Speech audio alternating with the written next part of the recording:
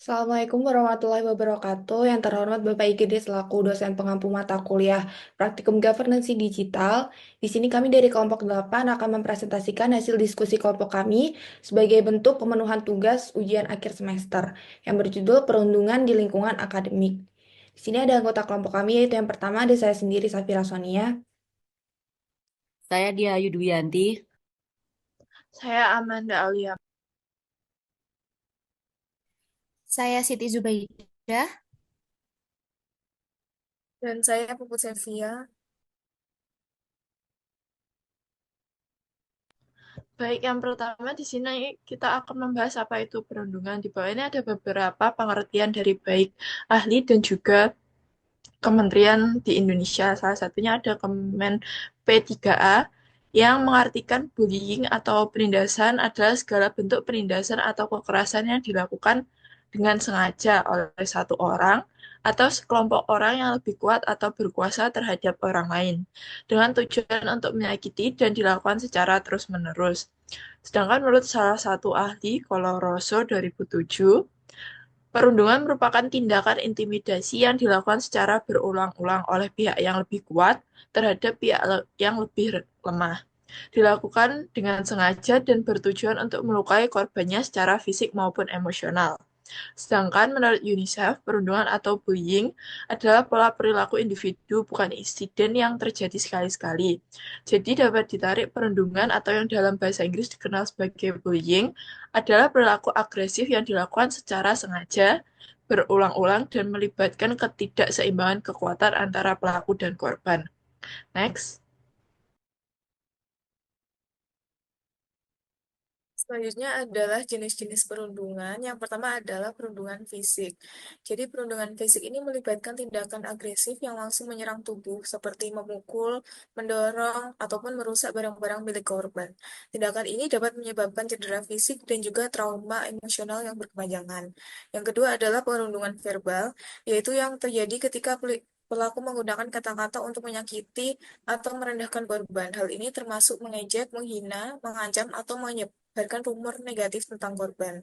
Yang ketiga adalah perundungan sosial, yaitu mencakup tindakan yang merusak reputasi atau hubungan sosial seseorang. Hal ini berupa pengucilan sosial, menyebarkan rumor, dan juga mempermalukan seseorang di depan orang lain. Next. Lalu ada cyberbullying, yaitu adalah perundungan yang dilakukan melalui teknologi digital seperti media sosial, pesan teks, maupun platform online lainnya. Tindakan ini termasuk mengirimkan pesan yang menyakitkan, penyebaran informasi pribadi tanpa izin, ataupun mengunggah konten yang merugikan reputasi korban. Lalu ada perundungan seksual, yaitu melibatkan tindakan yang bersifat seksual dan dapat menciptakan ketidaknyamanan ataupun rasa takut pada korban. Hal ini termasuk komentar seksual yang tidak pantas, sentuhan fisik tanpa izin, ataupun perilaku seksual lainnya yang tidak diinginkan. Jadi korban perundungan seksual ini seringkali mengalami trauma psikologis yang mendalam. Lalu ada perundungan mental ataupun psikologis ini mencakup tindakan yang bertujuan untuk mengintimidasi ataupun mengontrol seseorang melalui manipulasi emosional. Yang terakhir adalah racial bullying, yaitu bentuk perundungan yang ditujukan kepada individu berdasarkan ras ataupun etnis mereka. Hal ini termasuk penindasan rasial, stereotip negatif, maupun diskriminasi berdasarkan latar belakang etnis seseorang. Next.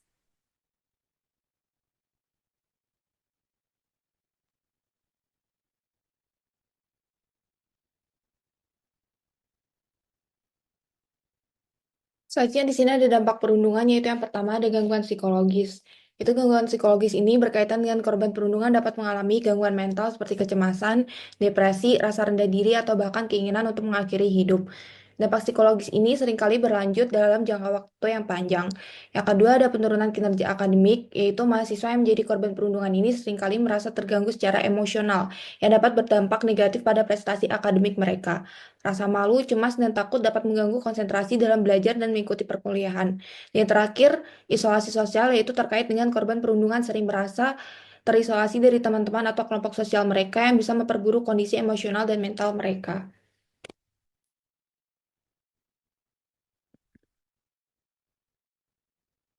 Kemudian yang selanjutnya ada faktor penyebab perundungan. Penyebab perundungan ini dikategorikan menjadi beberapa faktor, yaitu yang pertama ada faktor individu.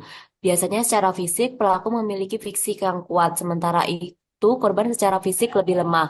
Tidak semua anak laki-laki itu kuat merupakan pelaku bullying. Hanya mereka yang memiliki kecenderungan agresif yang memiliki potensi besar untuk menjadi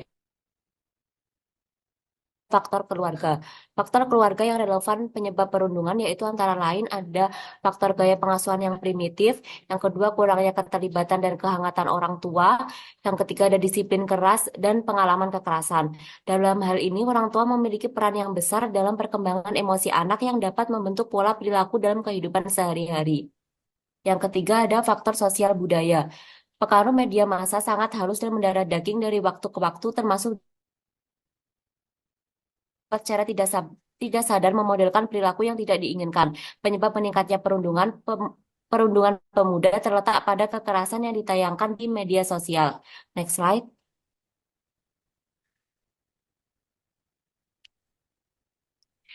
Yang selanjutnya ada faktor pengaruh kelompok. Masa remaja merupakan masa mencari identitas dan membentuk kelompok referensi mereka sendiri.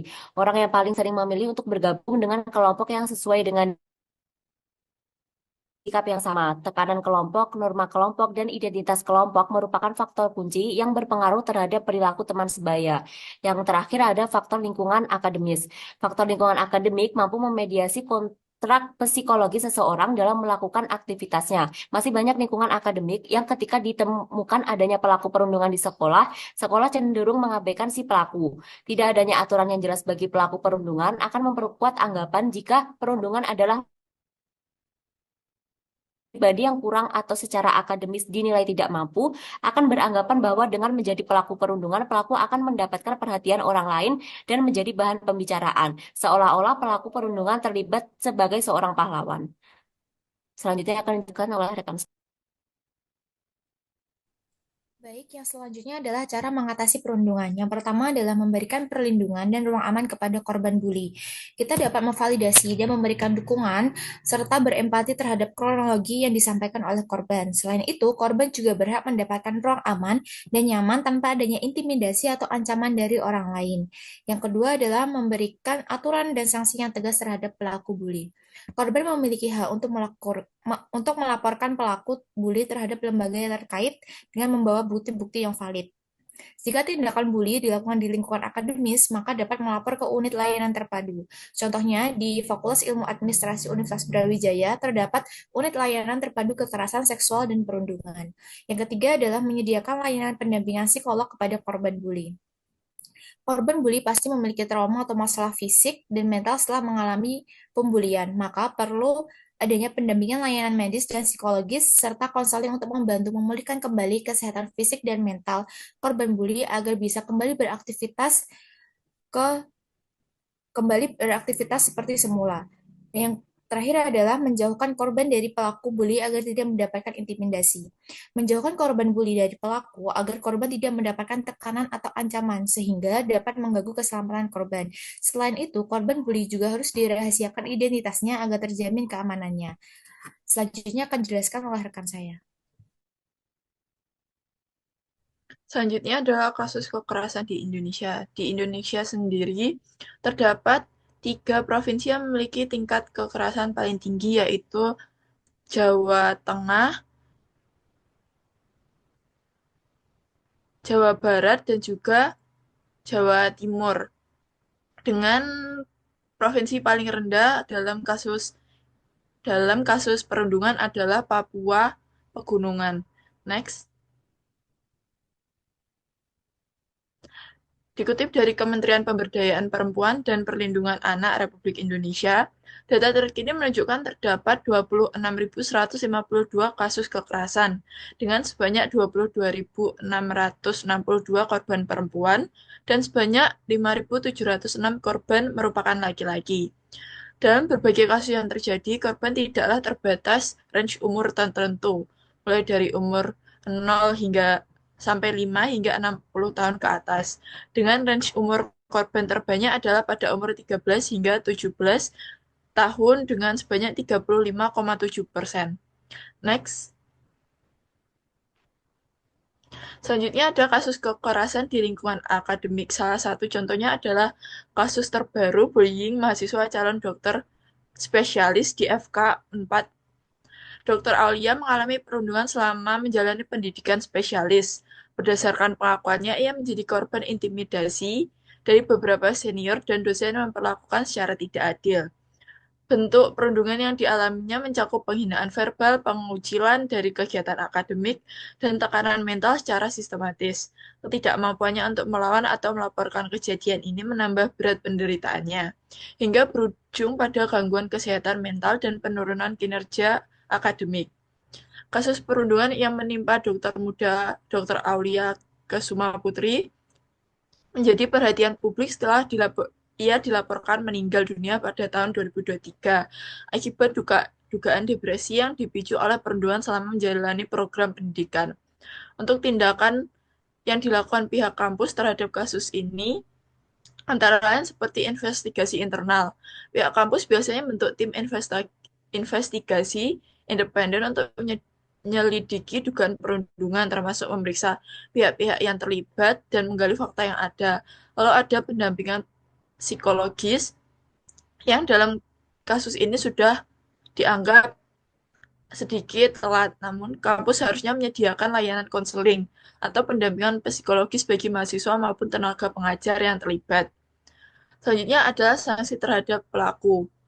Setelah dilakukan investigasi internal dan membuktikan adanya pelanggaran, kampus perlu memberikan sanksi tegas pada pelaku perundungan baik berupa teguran, skorsing, atau bahkan pencabutan hak mengikuti program pendidikan.